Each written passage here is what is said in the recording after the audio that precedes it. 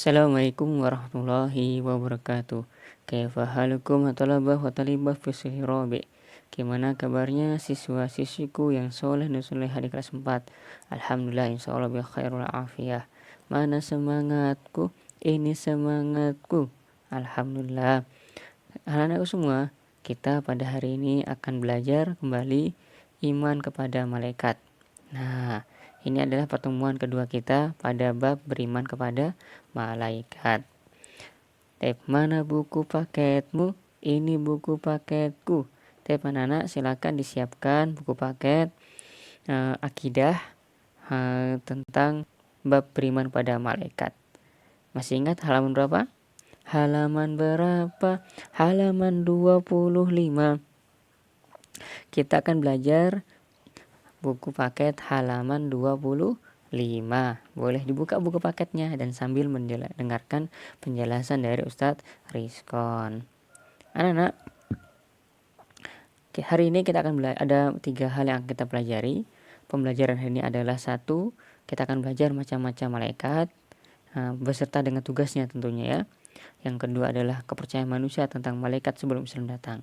Nah, jadi kita harus tahu bagaimana sih kepercayaan manusia sebelum Islam datang tentang malaikat, dan itu tidak boleh kita yakini. Nah, yang ketiga adalah makhluk gaib, jin. Nah, jadi sebagaimana sudah kita bahas kemarin bahwa makhluk Allah SWT itu ada 2, ada makhluk nyata dan ada makhluk gaib. Nah, makhluk gaib itu cuma 2, yaitu malaikat dan jin. Akan kita bahas insyaallah pada pertemuan hari ini. Macam-macam malaikat. Kita sudah akan membahas bahwa hamba Allah SWT yang dimuliakan dan utusan Allah yang dipercaya adalah para malaikat. Mereka tugasnya beribadah pada Allah Subhanahu wa taala. Nah, dan macam-macamnya banyak gitu. Tetapi tidak Allah Subhanahu wa taala sampaikan semua malaikatnya. Kalau disampaikan semua enggak mungkin hafal kita, nanti malah bingung kita untuk memahami malaikat Allah Subhanahu wa taala. Allah Subhanahu wa taala hanya menyampaikan beberapa malaikat yang berasal yang informasinya dari Al-Qur'anul Karim atau dari hadis mutawatir. Yang pertama siapa? Yaitu yang pertama adalah malaikat Jibril, yang tugasnya adalah menyampaikan wahyu. Jibril menyampaikan wahyu. Nah, jadi malaikat Jibril tugasnya menyampaikan wahyu. Jadi wahyu kepada siapa? Kepada para nabi dan rasul. Jibril juga memiliki nama yang lain, yaitu apa? Ar-Ruhul Amin. Maka kalau kita melihat di Al-Quran, tanazzalul malaikatu war-ruh fiha bi'izni rabbihim, surat Al-Qadar. Insya Allah sudah hafal semua ya. Surat Al-Qadar, tanazzalul malaikatu war-ruh fiha bi'izni rabbihim. Ar-Ruh ini adalah apa? Ruhul Amin, yaitu Jibril alaihissalam, malaikat yang bertugas menyampaikan wahyu. Yang kedua adalah malaikat Mikail. Mikail membagi rezeki. Nah, yang kedua adalah malaikat Mikail. Tugasnya adalah membagi rezeki atau yang menurunkan hujan. Nah, alhamdulillah hari ini kan hujan turun. Ini yang bertugas adalah malaikat Allah SWT, yaitu Mikail. Semua makhluk Allah mendapatkan rezeki dengan perantara dengan izin Allah SWT melalui siapa? Malaikat Mikail. Yang ketiga ada apa? Yang ketiga ada Israfil. Nah, ini malaikat yang tugasnya belum terlaksana sampai sekarang. Ya apa? Tugasnya adalah meniup sangkakala atau trompet yang ditiup ketika hari kiamat. Tugasnya hanya 2 kali. Yang pertama, tiupan trompet pertama itu adalah menyelesaikan atau menjadikan hari kiamat semua makhluk Allah telah menjadi mati karena tiupan trompet yang pertama. Dan tiupan trompet yang kedua akan menyebabkan semua makhluk menjadi hidup kembali, dibangkitkan oleh Allah SWT dan dikumpulkan pada padang mahsyar. Nah, ini malaikat Israfil, tugasnya meniup sangkakala. Besar trompetnya, Allah alam seperti apa. Yang keempat adalah malaikat Izrail. Nah, ini malaikat Izrail itu malaikat yang bertugas untuk menyabut nyawa. Menyabut nyawa siapa? Menyawa makhluk yang memiliki nyawa, mulai manusia dan sebagainya. Jadi menyebut nyawa disebut malaikat maut. Dan juga malaikat Izrail ini disebut juga dengan malakul maut. Nah, ada nama yang lain ya. Malaikat Israfil dinamakan malakul maut. Kemudian malaikat siapa lagi? Malaikat Munkar dan Nakir, ya. Malaikat Munkar dan Nakir. Munkar dan Nakir. Nah, siapa malaikat Munkar dan Nakir? Malaikat Munkar dan Nakir adalah malaikat yang akan menemui manusia ketika di alam kubur. Nah, kita nanti kalau sudah mati, kita dikubur, maka kita akan bertemu dengan malaikat Munkar dan Nakir. Di sana akan bertanya, man robbuka, siapa Tuhanmu? Man nabiyuka, siapa nabimu? Waman dinuka, siapa dan apa agamamu? Nah, maka jelas kita harus beramal soleh agar nanti bisa menjawab dengan fasih ketika di alam kubur ditanya oleh malaikat Munkar dan Nakir. Kemudian malaikat selanjutnya adalah malaikat Raqib dan Atid, ya. Malaikat Raqib dan Atid. Raqib dan Atid. Apa tugasnya? Adalah mencatat semua amal manusia, baik dan buruk gitu. Jadi mereka berada di atas sebelah kanan dan sebelah kiri manusia, dan tugasnya adalah mencatat semua amal baik dan buruk. Kalau kita berbuat amal baik, misalnya kita sholat, kita berbakti pada orang tua, menyayangi adik, kemudian bersih-bersih, membaca Al-Quran, maka dicatat oleh malaikat Raqib dan Atid. Tapi misalnya ternyata membentak orang tua, malas sholat, tidak mau sholat 5 waktu misalnya, maka dicatat juga keburukan kita oleh siapa? Malaikat Raqib dan Atid. Malaikat ini juga disebut dengan apa? Al-kiramul katibun, ya, kiraman katibin. Nah, itu ada surat At-Tariq, ya, kiraman katibin. Nah, ini sebagian sudah hafal mungkin ya. Kemudian selanjutnya malaikat siapa? Malaikat Malik. Nah, tugasnya apa? Tugasnya penjaga pintu neraka. Semoga kita tidak bertemu dengan malaikat Malik, ya. Nah, jadi orang-orang yang kafir, orang-orang munafik, ahli maksiat, mereka akan bertemu dengan malaikat Malik untuk dijebloskan ke dalam neraka. Selanjutnya adalah malaikat Ridwan. Nah, ini malaikat Ridwan adalah penjaga pintu surga. Penjaga pintu surga. Semoga Allah Taala memberi kita maunahnya, hidayahnya, sehingga kita bisa, ya, sehingga kita bisa bertemu dengan malaikat Ridwan, yaitu penjaga pintu surga. Jadi diuntukkan oleh orang-orang yang soleh, ya, orang-orang yang beriman dan juga beramal soleh. Selanjutnya ada malaikat penjaga arsy Allah SWT. Jadi yang menjaga arsy Allah SWT. Ini alaiha tis'ata asyar. Nah, ini yang surat juz 29 jelaskan bahwa para malaikat itu ada yang menjaga arsy Allah Subhanahu wa taala.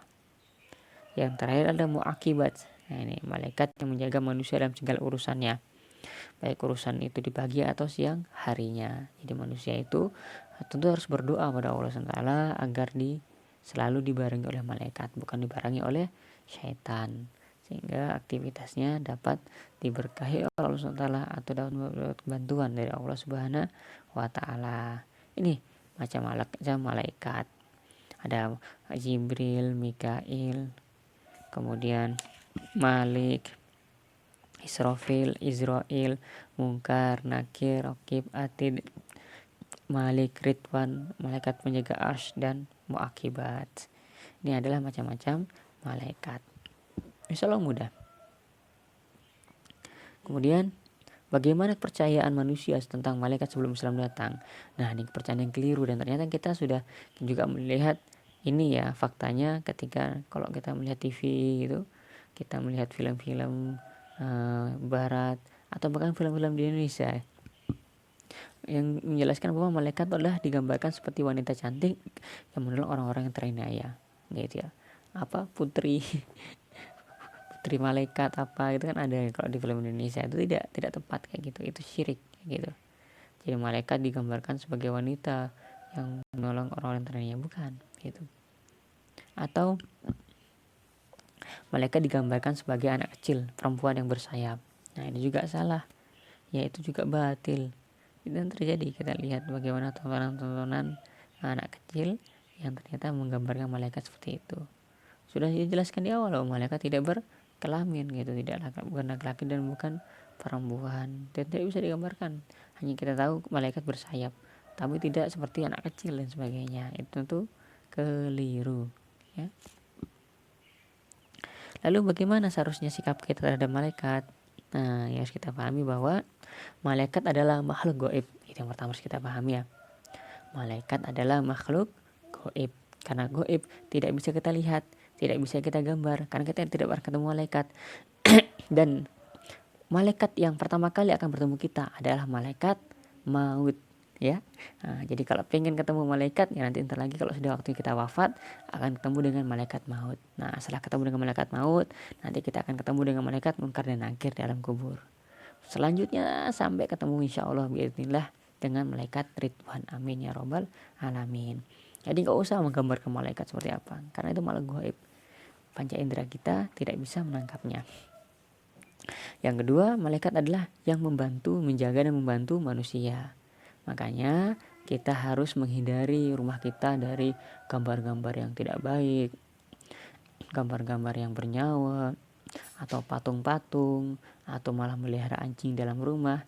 Agar apa? Agar malaikat bisa membantu kita. Kita berusaha menjaga kesucian. Nah itu, ya. Dan urusan apa? Membantu apa manusia dalam urusan manusia? Dari kapan? Dari dalam rahim sampai meninggal dunia. Wah, rahim itu malaikat sudah membantu kita. Iya, kan malaikat yang meniupkan ruh ke dalam jasad kita, kayak gitu. Ketika ibu kita mengandung kita dan sudah berusia 40 hari ketiga, berarti sudah 3 bulan. Sudah 4 bulan, ruh ditiupkan oleh malaikat dengan izin Allah SWT. Nah, itu kan malaikat sudah menjaga kita, menjaga jasad kita yang ketika masih dalam janin, masih dalam rahim, sampai meninggal dunia. Nah, ini makanya kita beramal soleh, menjaga diri dari maksiat, agar Allah SWT memberikan taufiknya untuk penjagaan malaikat terhadap diri kita. Lalu bagaimana makhluk gaib yang lainnya? Ternyata makhluk gaib yang lainnya selain malaikat adalah jin. Ingat, makhluk gaib selain malaikat adalah jin, tidak ada yang lain. Ya, tidak ada yang lain, adalah jin. Kok ada sesuatu informasi ada makhluk gaib, ya jin, nggak malaikat ya jin, kayak gitu. Sikap muslim terhadap jin bagaimana? Tentu satu, tidak memastikan wujud jin yang sebenarnya.